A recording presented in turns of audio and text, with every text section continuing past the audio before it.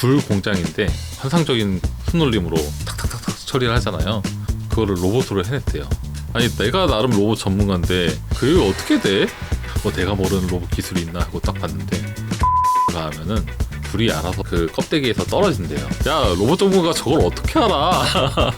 좀 박스를 좀 깨고 나가는 생각을 해야 될 수도 있겠네요. 산업 트렌드부터 현업 비하인드까지 업계 인사이트를 업로드하는 시간 업데이트입니다. 오늘은 LG CNS의 조수민 총괄님을 모셨는데요. 총괄님 안녕하세요. 안녕하세요. 네, 저는 LG CNS에서 퓨처 로보틱스 랩에서 기술 부분을 리딩하고 있는 조수민 총괄이라고 하고요. 학부 때부터 로보틱스와 AI 분야를 공부해오고 LG CNS에서 현장 산업에서도 계속 적용하고 있는 일을 하고 있고요. 아 그러면은 예를 들어서 그냥 로봇 업체들에서 많이 팔잖아요. 네. 뭐 요즘 일렉트로마트에서도 판다고 막 그 네. 기사를 봤는데 그거를 사다가 그냥 공장에서 어떤 거 명령을 입력해서 나 대신 일을 해 라고 했었을 때 로봇이 못하나요? 네, 못합니다. 왜 못해요? 사람은 자연스럽게 할 수 있는 것들이 머릿속과 모든 신경들이 거기에 맞춰서 잘 연계가 되고 튜닝이 되어 있기 때문에 그게 가능한 거거든요. 예를 들어서 눈으로 딱 보고 이 물체를 딱 짚는다. 이게 굉장히 간단한 작업이잖아요. 그렇죠. 저희한테는 쉽죠. 네. 네. 하지만 이게 실제로 로봇한테는 좀 쉽지 않은 일입니다. 그러니까 이게 현장에 적용하려면은 계란도 잡아야 되고 볼트도 잡아야 되고 저기 무거운 거는 오히려 힘을 살짝 주면은 떨어뜨리겠죠. 그러니까 LLM 같은 경우는 할루시네이션이 좀 있어도 네. 그냥 뭐 에이 뭐야 하면서 내가 다시 검색해보자 하면 되는데 실제로 이제 산업 현장에서 로봇이 뭔가 할루시네이션처럼 잘못된 판단을 해가지고 물건을 부수거나 하면 안 네. 되니까 그런 어려움이 있구나. 그 기대되는 정밀도 자체가 LLM보다 훨씬 높아야겠네요. 네, 맞습니다. 그 부분도 굉장히 저희에게 난점이 되는 요소인 중 하나입니다. 그럼 로봇 파운데이션 모델이 성숙화가 되면 로봇이 보고 얘는 어떤 물건이니까 뭐 이 정도 파워로 잡아야 돼 이런 거가 가능해진다는 말씀이신 거예요? 그거를 좀 더 유연한 안정적인 방법을 찾았던 게 여태까지 그 로봇 연구에서 중요한 흐름이었고요. 그거를 파운데이션 모델로 할 수 있겠다 하고 요즘 나오고 있는 게 바로 VLA입니다. 뭐의 약자죠? 그게? 이게 비전, 랭귀지, 액션의 약자입니다. 그 세 가지를 통합한다는 의미로 VLA라고 하고 있고요. 비전과 언어 쪽이 그 파운데이션 모델을 만들어서 이제 범용 작업을 하는데 굉장히 성공적인 분야였거든요. 이제 로봇이 해야 되는 게 액션이기 때문에 그 세 가지를 통합한 모델을 만든 게 바로 VLA이고 그게 가장 대표적인 로봇 파운데이션 모델이 되어 있습니다. 그러면 조금 더 피지컬 AI 쪽을 얘기를 들어가 보려고 하는데 가장 난이도가 높은 부분이 어디예요? 현재 난이도가 높은 부분이 데이터를 수집하는 게 굉장히 작업이 복잡하고 쉽지 않은 작업이고 이 실제 환경하고 가장 유사한 환경을 맞춰줘야 되는데 그런 환경을 맞춰주기도 어렵고 그죠. 네. 위험한 걸 똑같이 재현할 수 네. 없으니까. 네. 그런 변수들이 너무 많아요. 그러네요. 그래서 그런 변수들을 충분히 커버할 수 있을 정도의 데이터를 확보하는 거는 이제 말처럼 쉽지 않은 부분이고요. 그 비전 쪽이나 언어 쪽은 인터넷에 정말 어마어마하게 많은 데이터가 있고요. 그것을 가지고 이제 학습을 했기 때문에 정말 상상도 못한 일들이 가능해진 거를 볼 수가 있었거든요. 로봇에는 그런 데이터가 없습니다. 왜냐하면은 로봇이 쓸 수 있는 데이터라는 게 굉장히 그 로봇에 맞춰서 특별하게 설계가 되어 있고요. 뭐 예를 들면 어떤 대표적으로 로봇이 작업을 하려면은 이 로봇이 보는 시각에서 어떻게 해야 되는지를 알아야 돼요. 이거를 1인칭 시점이라고 하죠. 전문 용어로는 에고센트릭 비전이라고 하는데 내가 이렇게 보일 때는 이런 식으로 움직여야 된다라는 거를 얘가 이해해야 되기 때문에 그런 데이터가 없죠. 1인칭으로 네. 하는 거를 또 거기에 로봇이 실제로 물체 같은 걸 다룰 때 이게 얼만큼의 힘을 줬는지 그런 것들도 정보가 필요한데 그런 정보도 인터넷에서 찾아볼 수가 없습니다. 그러고 보니까 또 로봇은 어떤 애는 손가락 2개 있고 어떤 애는 손가락 5개 있고 막 어떤 애는 팔이 길고 어떤 애는 팔이 짧고 다 다르잖아요. 이런 게 폼팩터가 다 다르면은 거기에 맞춰서 정보가 다 있어야 되는 건가요? 네, 맞습니다. 현재로서는 적을 수밖에 없겠다. 네, 로봇이 동작을 하려면은 그 자기 몸에 맞춰서 행동한 데이터가 어느 정도 필요합니다.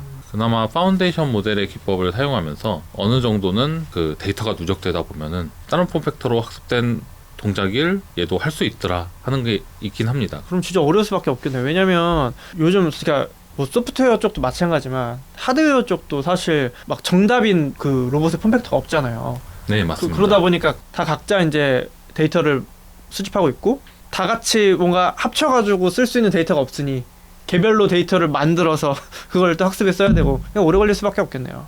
근데 이제 결국에는 제일 중요한 건 학습 데이터 확보일 것 같은데 CNS는 그럼 어떤 식으로 데이터를 확보하세요? 로봇 데이터를 만드는 가장 기초적인 방법으로 지금 가장 많이 활용되고 있는 게 텔레오퍼레이션이라는 기법인데, 로봇과 사람의 동작을 싱크시켜서 사람의 동작을 어떤 식으로든 캡처해서 로봇에 바로 전송해 로봇이 동일하게 동작할 수 있게 맞추는 그런 방법을 텔레오퍼레이션이라고 합니다. 막 뭐 기구 같은 거 쓴 다음에 사람이 움직이는 거랑 로봇이 움직이는 거 똑같이 움직이는 거 말씀하시는 거예요? 네, 그 헤드 마운트 디스플레이라고 하는 이제 VR 기기 네. 그런 걸 사용해서 로봇의 시선과 사람의 시선을 얼라인시켜서 로봇의 시점도 제어되게 하는 그런 기술들도 있습니다. 또 다른 방법도 있어요 혹시? 일반적으로 텔레오퍼레이션으로 하면은 현실에 동일한 이제 환경을 세팅해서 해야 되기 때문에 굉장히 좀 어려운 점이 있습니다. 그래서 일단 사람이 만든 기본적인 데이터가 있을 때 시뮬레이션을 통해서 조금씩 조건을 바꿔가면서 데이터를 증강시키는 그런 기법들도 많이 연구가 되어 있습니다.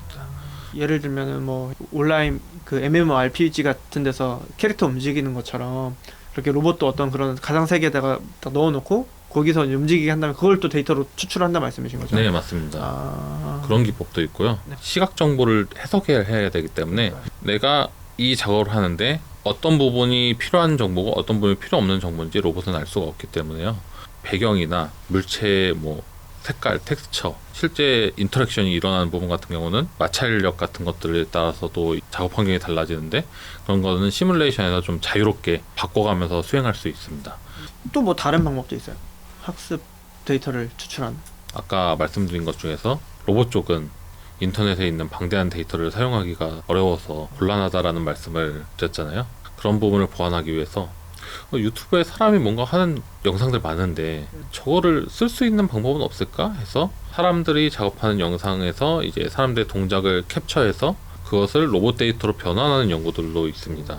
그래서 그런 식으로 다양하게 이 데이터를 확보하기 위한 연구들이 진행되고 있는데, 데이터 확보하기 좋을수록 현재로서는 질이 많이 떨어져서 어쨌거나 가장 정확한 데이터가 어느 정도는 필요하다라는 게 일반적으로 학계에서 말하는 핵심적인 부분이긴 합니다. 그 업무의 타스크를 잘 정의해가지고 최대한 효율적으로 데이터를 확보하면은 요거는 좀 가능성이 있겠다 싶은 생각이 드네요. 그래서 저희도 이제 산업 현장에 맞는 양질의 데이터를 수집하고 그걸 잘 학습시키는 기법을 개발하지만, 또 한편으로는 좋은 RFM 모델을 만들기 위해서 보다 다양한 동작, 보다 다양한 폼팩터에서 로봇이 잘 작동할 수 있게 튜닝을 해놓기 때문에 그게 최종적으로 고객한테 딜리버리 되는 모델의 품질이 더 향상될 수 있는 거죠. 좋습니다. 또 보니까 CNS 플랫폼 사업이 또 따로 있다고 하시던데 그게 뭔지 소개를 좀 해주실 수 있어요? 예, 하나는 베이튼이라고 해서 우리가 소위 아는 바통, 전달? 네, 그거랑 같은 단어인데요. 전달하는 바통이 아니라 음악에서 지휘할 때 지휘할 때? 지휘봉도 바통이라고 합니다. 그렇군요. 예, 단어가 똑같아요. 아, 여기서 쓰인 의미는 지휘봉으로서의 의미로 다양한 로봇들의 동작을 제어하고 관리하고 오케스트레이션하는, 지휘하는 역할의 플랫폼으로 베이튼이 설계가 되었고요. 구체적으로 어떤 일을 해요? 예로 많이 드는 시나리오가 있는데, 원래는 각자가 자기한테 정해진 일밖에 못했어요. 근데 지금 만드는 이 플랫폼을 통해서 하고자 하는 게, 예를 들어서 커피를 로봇이 타워줬으면 좋겠다 명령을 내리면은 커피 타오래 하고 로봇들한테 쫙 전파가 되죠. 휴머노이드 로봇이 이제 커피 머신을 조작해서 커피를 이제 내리는 거죠. 커피가 다 내려지면은 어차피 배송할 거면 바퀴가 달리는 게 더 빠르지 않겠어요? 바퀴가 달린 이제 모바일 플랫폼이 커피 머신 담당 로봇이 이제 커피를 딱 주면은 이게 빠르게 사용자한테 전달을 하는 거죠. 예를 들어서 이 모바일 로봇이 순찰을 나가 있어요. 지금 없어요. 그러면은 저기 있는 개 로봇이 커피를 딱 대신 받아서 이제 배송을 할 수도 있는 거고. 안 흘릴 수 있을까? 하여튼 요즘은 바퀴가 달린 개도 있습니다. 바퀴 달린 개도 있나요? 네. 하여튼 그런 식으로 이제 그 적재적소에 맞춰서 하여튼 현장을 지휘하는 현장 지휘관 같은 네. 그런 느낌인 것 같고. 또 하나의 플랫폼이 학습 기술들을 확보하면은 이거를 자동화하고 시스템화하기 위해서 피지컬웍스 포지라는 플랫폼이 있습니다. 스타크래프트를 해보셨으면 알겠지만 그 프로토스 4G 네. 알죠. 네, 그 포지가 의미한 게 재련소거든요. 재련소. 담금질을 통해서 더 칼을 단단하게 만드는 그런 것을 하는 게 이제 재련소인데요. 칼 대신 모델을 단련시켜서 고객한테 맞는 단단한 모델로서 제공하는 거를 목표로 하고 있습니다. 좀 예를 들어줄 수 있어요. 이해가 한 번에 되진 않아서 뭐 기존 RFM이 있는데 4G에다 넣으면은 고객 맞춤형으로 나온다라는 거예요? 이제 LLM 서비스들을 보면은 일반적인 건 되게 답변을 잘 해줘요. 이게 어떤 특정 도메인 영역에 들어가면은 엉뚱한 소리를 하는 경우도 많고 자기가 맞다고 우기잖아요. 네. 그거는 얘가 그 작업에 대해서 배운 적이 없기 때문에 그랬거든요. 그래서 저희는 고객한테 튜닝된 모델을 딜리버리 하고 있습니다. 그런 거와 같이 피지컬 AI 분야에서도 실제 고객이 여러 가지 작업들이 일반적으로 사람들이 생각하는 작업하고 다를 수 있어요. 예를 들어서 수건을 개는 작업을 저기 화학 공장에서 쓸까요? 필요 없겠죠? 네, 필요 없겠죠. 네. 화학 공장에서 아니면은 뭐 물류 센터에서 그런 데서 필요한 동작들은 거기에 맞춰서 모델을 추가적으로 튜닝해서 그 동작들을 잘할 수 있게 만들어서 이제 내보내게 되는 겁니다. 그렇다면 시장을 장악하는 피지컬 AI 기준이 있다면?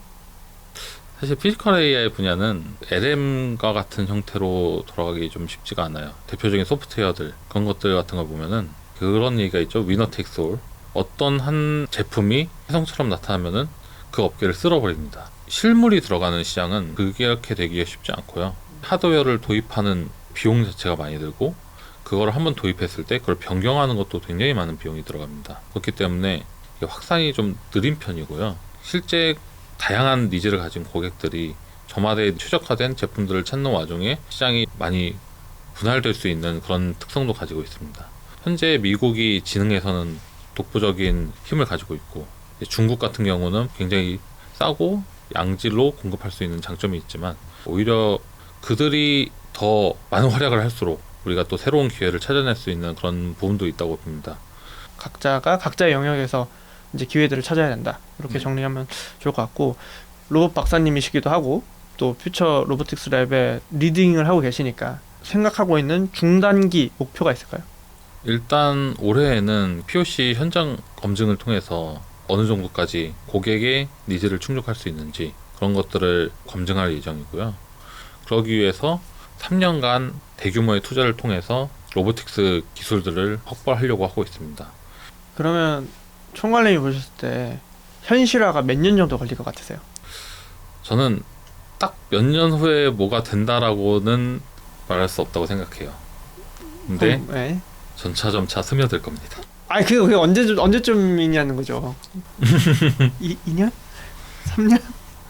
저희가 3년으로 계획을 세운 게 아무 의미가 없진 않겠죠. 그래서 네. 3년 동안에 대규모 투자를 하니까 그래도 네. 그때는 좀 뭔가 그래도 가시적인 성과가 있을 것이다.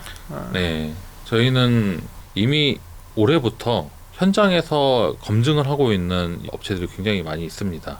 피지컬 AI의 강점이 이 하나의 로봇이 할 수 있는 일은 점점 늘어날 겁니다. 이 로봇들이 커버할 수 있는 범위도 늘어나고요. 이 로봇의 ROI도 점점 개선이 될 겁니다. 그러면서 더 많은 분야에서 그 로봇들이 적용이 될 거고요.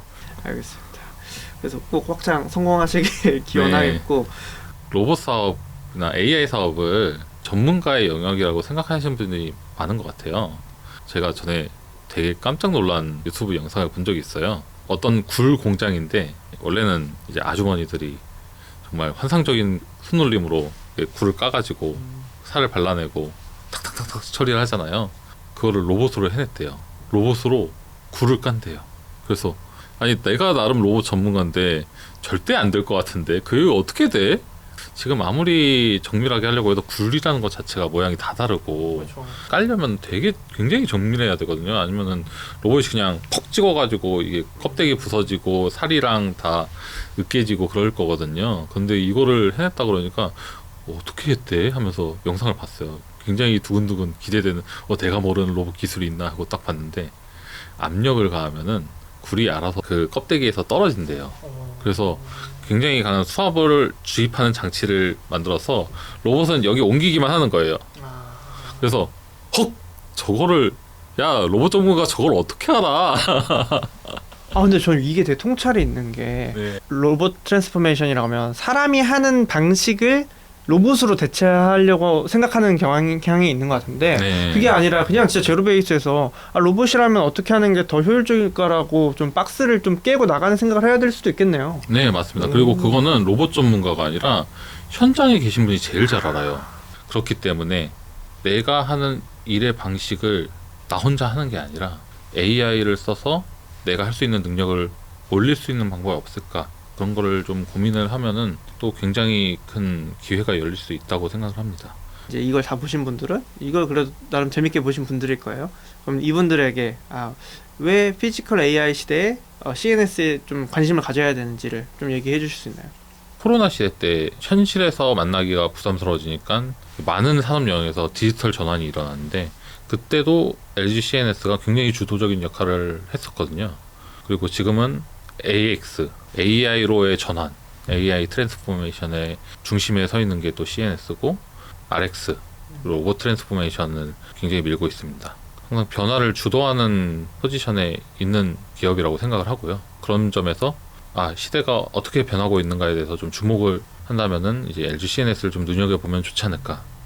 미래 산업이 궁금하다면 고개를 들어 CNS로 보라. 그래서 오늘 로봇 박사 조수민 총괄님과 함께 했고 다음에 또 좋은 기회로 모시면 좋을 것 같습니다. 감사합니다. 감사합니다.